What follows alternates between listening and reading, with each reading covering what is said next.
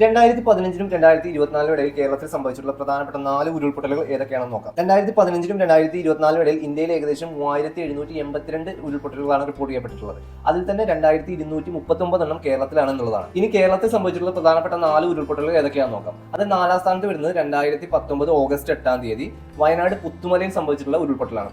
അന്ന് ഏകദേശം 17ഓളം ആളുകളാണ് മരിച്ചിട്ടുണ്ടായിരുന്നത്. 3ാം സ്ഥാനത്ത് വരുന്നത് 2019 ഓഗസ്റ്റ് 8-ാം തീയതി, അതായത് സെയിം ദിവസം തന്നെ മലപ്പുറം കവലപ്പാറയിൽ സംഭവിച്ചിട്ടുള്ള ഉരുൾപൊട്ടലാണ്. അന്ന് ഏകദേശം 59ഓളം ആളുകളാണ് മരിച്ചിട്ടുണ്ടായിരുന്നത്.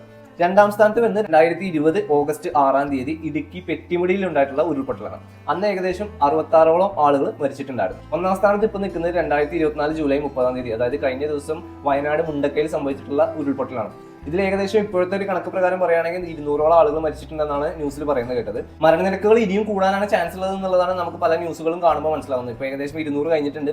ഇനിയും മരണനിരക്ക് കൂടാതിരിക്കാൻ വേണ്ടി നമുക്ക് എല്ലാവർക്കും പ്രത്യാശിക്കാം. ഇനി ഇതുപോലെ